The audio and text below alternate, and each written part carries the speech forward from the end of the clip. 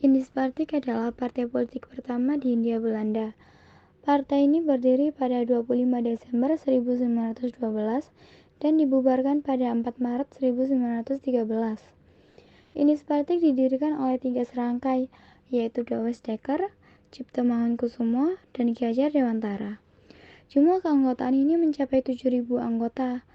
Indis Party memiliki 2 semboyan, Indolos van Holland yang berarti Hindia bebas dari Belanda, dan Indi for India yang berarti Indonesia untuk orang Indonesia.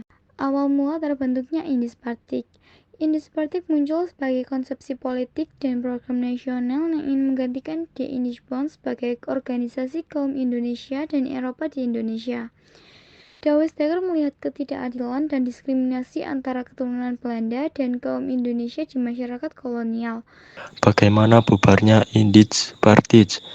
Setelah 3 serangkai pergi ke Belanda, Indis Party mengalami kemunduran.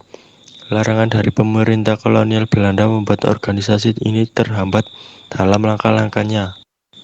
Meskipun ada upaya untuk mengubah menjadi partai insulit, tetapi organisasi ini tetap dilarang dan akhirnya melemah dan mati dengan sendirinya.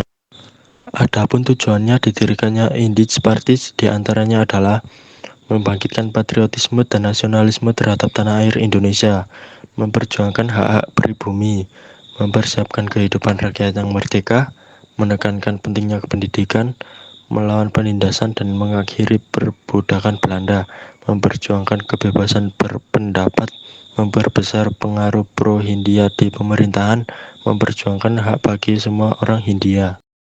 Kongres Pemuda I adalah pertemuan penting yang diadakan pada tahun 1926 untuk menyatukan tekad dan semangat pemuda Indonesia dalam melawan penjajahan.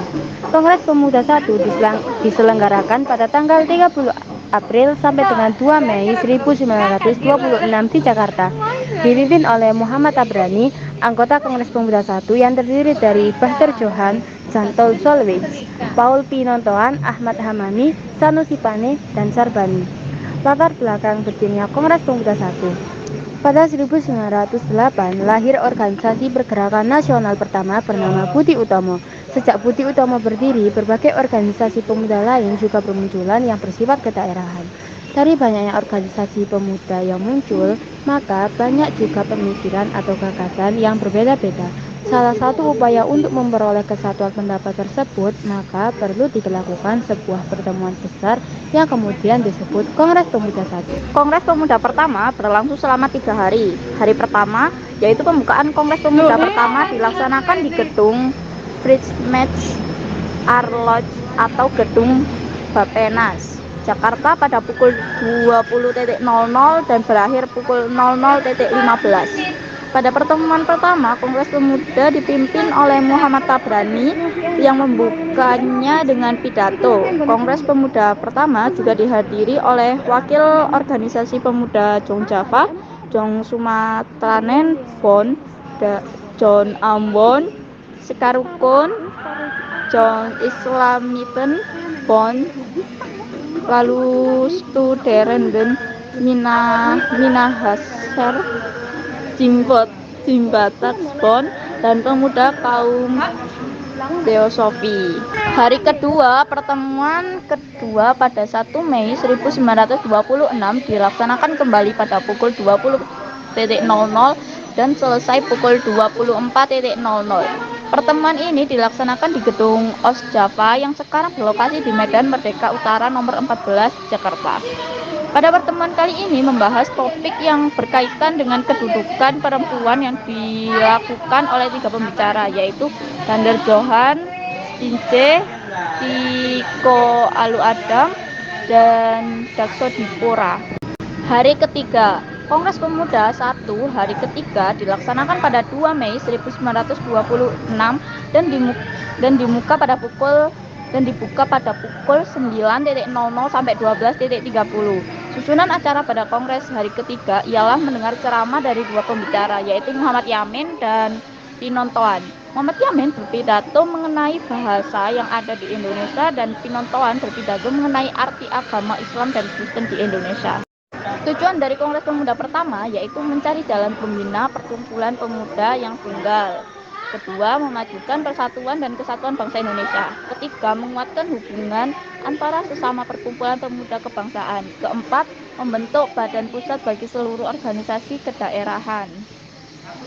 Kelima, membangkitkan semangat kerja antar pemuda Indonesia. Keenam, membentuk dasar kemerdekaan Indonesia. Hasil dari seluruh rangkaian rapat yaitu pertama, kemerdekaan Indonesia menjadi hal yang ideal bagi seluruh pemuda Indonesia. Kedua, segala perserikatan pemuda harus berupaya menuju pemersatukan diri dalam satu perkumpulan. Ketiga, cita-cita Indonesia merdeka menjadi cita-cita bagi seluruh pemuda Indonesia. Keempat, organisasi pemuda digunakan sebagai wadah untuk mengakui dan menerima cita-cita persatuan bangsa Indonesia. Kongres Pemuda II adalah hasil dari kegagalan Kongres Pemuda I pada tahun 1926 untuk mewujudkan cita-cita persatuan pemuda. Selain itu, alasan dilaksanakannya Kongres Pemuda II adalah untuk menumbuhkan ide-ide politik terbuka di kalangan anak muda melalui berbagai acara. Kongres Pemuda II dilaksanakan pada tanggal 27 sampai 28 Oktober 1928 di Jakarta yang dipimpin oleh Soegondo Djojopoespito dari Perhimpunan Pelajar Indonesia (PPPI). Kongres tersebut dibagi menjadi 3 rapat, di mana pada sesi kedua Kongres Pemuda II membahas masalah pendidikan. Pertama pada tanggal 27 Oktober 1928. Pertemuan pertama dilaksanakan di Gedung Pemuda Katolik pada pukul 19.30 sampai 23.30. Pada pertemuan ini, para peserta membahas pentingnya bahasa Melayu sebagai bahasa politik untuk menciptakan persatuan dan kesatuan bangsa Indonesia. Selain itu, dibahas gagasan untuk menjadi tuan rumah gerakan perjuangan dalam bentuk organisasi nasional. Pertemuan kedua dilaksanakan pada tanggal 28 Oktober 1928 dari pukul 8 sampai 12 di Gedung OS Java Bioskop, sekarang Jalan Medan Merdeka Utara. Para peserta membahas tentang pentingnya peran pendidikan dalam mewujudkan kemerdekaan Indonesia. Pembicara pada kongres tersebut adalah Sarmiti Mangkuan Sarwono dan Ki Hajar Dewantara yang menekankan pentingnya pendidikan nasional yang harus diberikan kepada seluruh anak Indonesia. Pertemuan ketiga ini dilaksanakan pada hari yang sama dengan pertemuan kedua, yaitu pada 28 Oktober 1928 pada pukul 17.30 sampai 23.30 di Gedung Indonesia Club Kerbau. Kongres ini membahas mengenai 5 hal arahan pandu penyampaian dari ramelan untuk panduan penyampaian dari pergerakan pemuda Indonesia dan pemuda di tanah luaran oleh skenario pengambilan keputusan dan penutupan kongres. Gerwani lahir dari sebuah organisasi wanita bernama Gerwis, Gerakan Wanita Istri Sedar, didirikan pada bulan Juni 1950.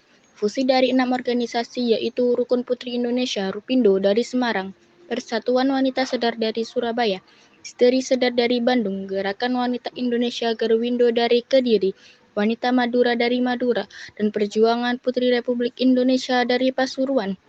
Tujuan untuk meningkatkan derajat wanita sama dengan derajat laki-laki dan ingin memerdekakan kaum wanita.